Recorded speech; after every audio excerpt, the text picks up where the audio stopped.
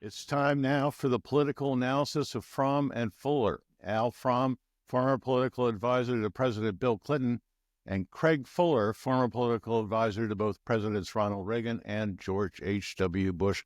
Good morning, all. It's been an interesting week as we begin to hear a little bit more about President-elect foreign affairs policies. They include the acquisition of Greenland, the renaming of the Gulf of America, making Canada the 51st state of the Union, retaking the Panama Canal. Does America need to take this seriously? Does the world need to take this seriously? I want to answer that, but I do want to start as a native Californian expressing my thoughts and prayers for our friends out in California who are suffering these historic and horrific fires.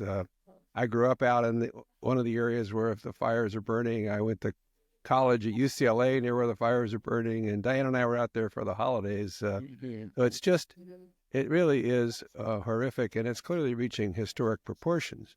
It relates, however, to your question, because this week, while President Biden promised and is delivering large tankers to fight the blaze, U.S. troops, if needed, to help and assist, and is compassionate and doing the kinds of things a president would do, the president-elect chose to criticize California's Governor Newsom for water management yesterday.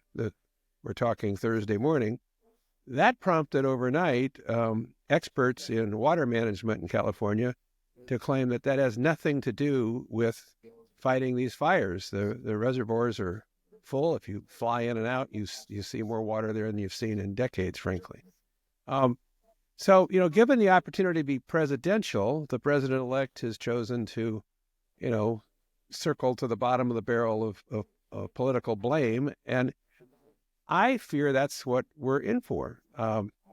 When it comes to these proposals, I kind of, as a New Year's resolution, decided to just set them aside until after January 20th when he's president, and then find out what is actually doable. But, he insists on doing things that seem in a way preposterous, and he drags Republicans who suddenly get their, 15 minutes or maybe 15 seconds of fame onto television to find a rationale for why we should take over Greenland. Yeah. Greenland, an island that's 3 times larger than the state of Texas, with about as many people living on it as we have in Talbot County.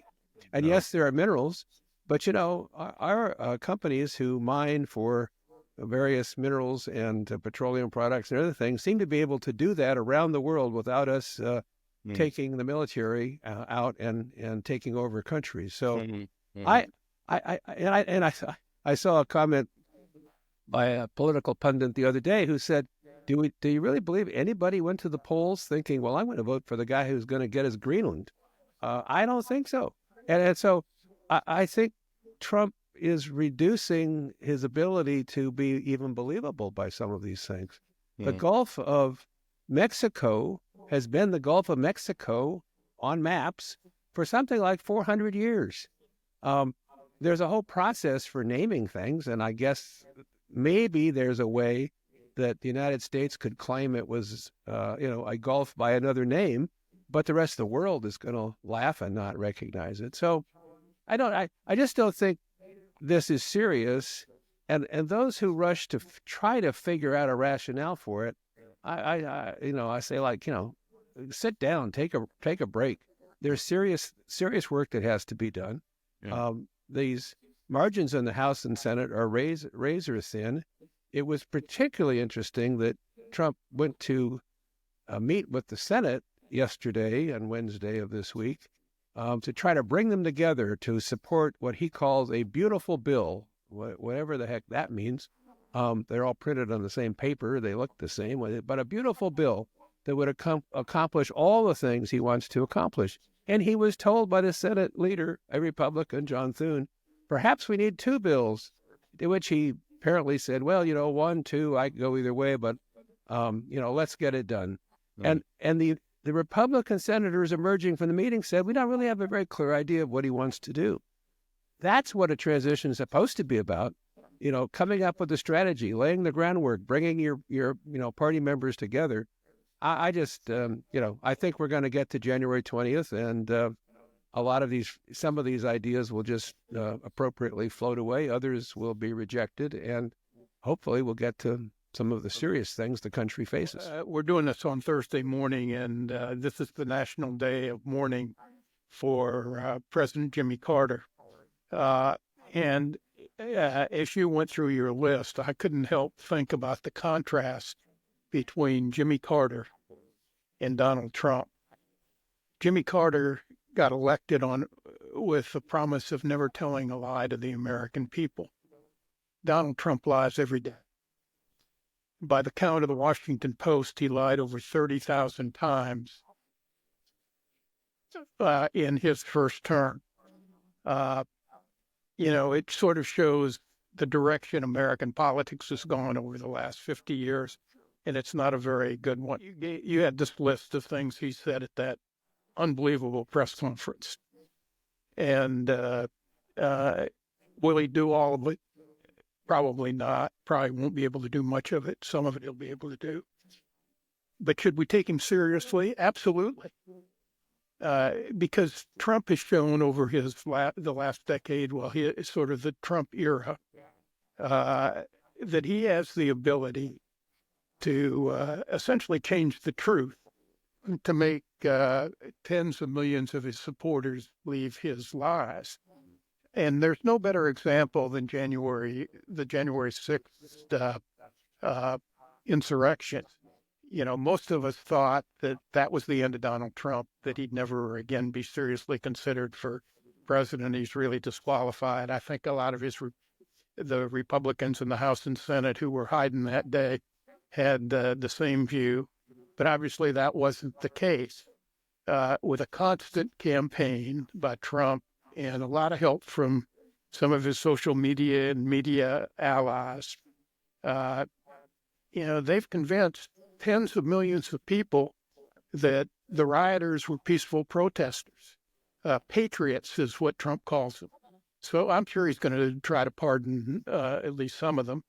And most observers around the country would probably say that the events of January 6th and all the other legal troubles in his 34 convictions and all that actually helped him, because it helped him become a victim. He's a very skilled manipulator of public opinion and of misinformation. So, Craig said that he says these things and then the Republicans try to rationalize them. I mean, if you think of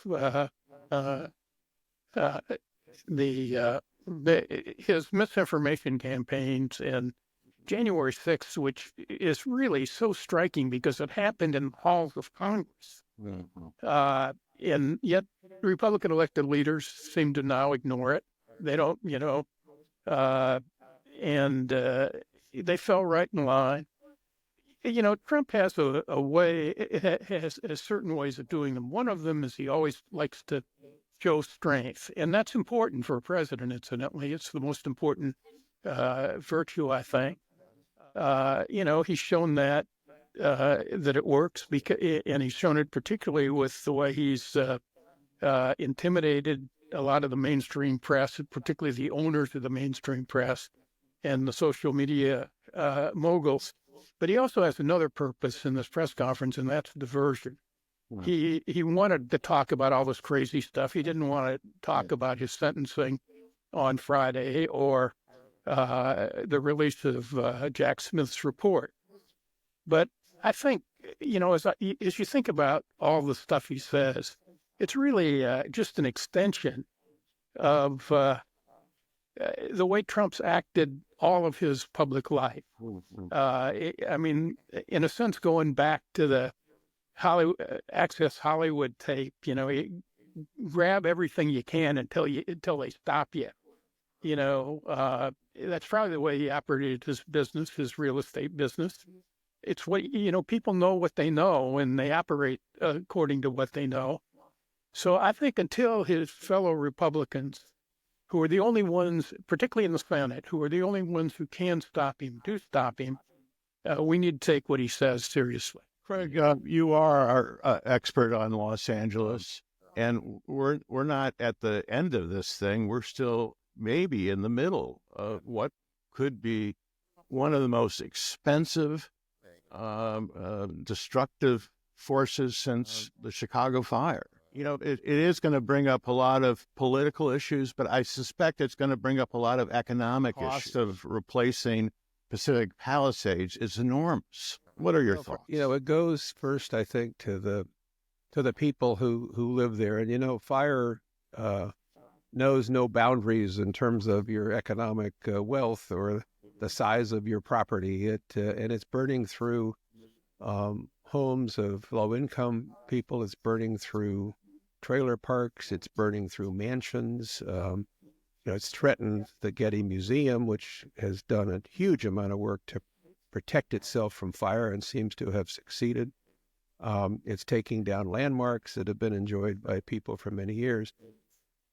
And so first and foremost, obviously, the forces that are fighting this fire, and there are many, need to get it under control. The Santa Ana winds are a factor, and they're referred to often. And they're powerful and they're dry. This time, they're literally sweeping flames and embers down the mountainside towards the coast, and thus you're seeing fire, you know, work down a mountain to a lower level, which is unusual. So it's a horrific thing to be fought. I'd single out Governor DeSantis, interestingly enough, who's sitting in Florida, who has had some issues with Governor Newsom. His only comment was, in a situation like this, we all come together, and he pledged support from Florida wherever it could be used. So there is a coming together, and you're hearing that in the voices of people in Southern California. You know, you mentioned the economic issues. This I think is going to be much larger than people might realize, because insurance companies have been withdrawing from the area because the risk is too high. And this has been going on for the last few years. There are state plans available to meet some needs, but they're not going to be what, you know, many of us experience, where, you know, you hope you never have a fire, but you're fully insured. There's a lot of people there that are grossly underinsured and perhaps not even insured at all. And they're going to have lost everything. I also will say that you know, these are unbelievably traumatic events. You know, throwing everything you can into a car and fleeing your home through streets with houses burning on both sides, leave people with issues that it's going to take them years to work through, and they may never work through. So there's just huge consequences. It's a beautiful area.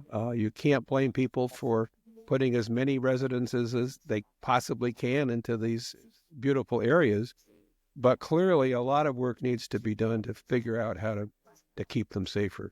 The aerial views that I've seen this morning look like Lahaina in Hawaii, where literally massive amounts of residences are all burning, all on fire, and when we get in there to actually see the damage, I think it's going to become even more appalling, and I'm sure the death rate's going to go up. So, a real tragedy, something that the nation is going to have to think through how it absorbs and deals with it, and supports people who literally have lost everything. I think this is really going to be a much bigger issue. I mean, I certainly am not an expert on climate change. I've never been viewed as an environmentalist. I grew up in the Midwest, where in heavy manufacturing area, and we were always suspicious of the environmentalists because they were trying to shut down the plants that were so important to our economy.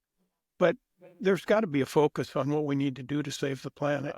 We can't go through this every year. In places like California, we've been lucky because I think the exception of Paradise, most of the fires have been in less populated areas. But when they start striking in the heart of the second largest city of America, when we see the devastation from the hurricanes in, Florida, our fourth largest state, I mean, I just think the intrusions that all of these catastrophes, weather catastrophes, are having on our daily lives, going to become a much more important political issue. I mean, like Craig, I, wish the best for anybody and hope everybody gets out of there alive. But so many lives are going to be ruined. And at some point, this is going to become a political issue. Craig, I mean, Trump has tangled with California before. How quickly do you think he will pounce on this? I hope he gives thought to, the words he uses. And Al's points are very valid here because, you might have a political foe in the governor of California that you want to take a pot shot at, but climate and weather and these tragedies, once you're president, they face people across the country. And if you're so callous as to use these as political opportunities, there really is a price to pay for it. And governors, there are governors up for re-election this year, 2025, who are going to be mindful of how the federal government responds to a crisis in California. And again, if the response is reduced by the new administration from what the current administration is doing, it just would seem mindless. I also, again, we talk about this, but this is a time for clear thinking and facts. In the past, Trump has said, well, you don't rake the forests efficiently. That's why you have fires. And, what are you talking about? Now he says it's a water management problem. It puts the blame at the feet of the governor. And the experts say the reservoirs haven't seen so much water in decades. And what are you talking about? And if, at least I'm old school enough to think if you just consistently make false statements, especially when you're the president and the country needs a leader who is explaining to them what's happening, what we're doing about it. If you just continue to make false statements, there's a price to be paid. You can go out on the stump, you can go out on your political rally, you can say whatever you want to say, and some people are still interested in fact checking. But when you're the president of the United States, these words really do matter, and so I hope he chooses them carefully as he enters office on January 20th. I just want to add to that last point because it is such an important point. Campaigning is sort of like being in Congress. You get up and you make a lot of speeches, and you might even pass a law, but you really don't know you have anything to do with its implementation. You don't even know whether it works or not. And increasingly, Congress pays very little attention to whether what they do works. But governing is a reality, and you got to deal with the facts on the ground. This is the kind of thing that Trump will have a much harder time evading. I heard a commentator in the last couple of days say that, going back to the first part of your question that we discussed and sort of pulling it all together, Trump was pretty successful in the campaign in convincing people that his first administration ended in 2019 before the pandemic. And the whole question of all the, his mishandling of the pandemic and all the unnecessary deaths and, all that stuff never really was an issue. Every indication is that these weather emergencies are not going to get any better. At some point, he's going to have to deal with them, and as a reality, and he won't be able to talk his way around them. Well, we have to leave it there. Al Fromm, Craig Fuller, thank you so much indeed. We will see you next week.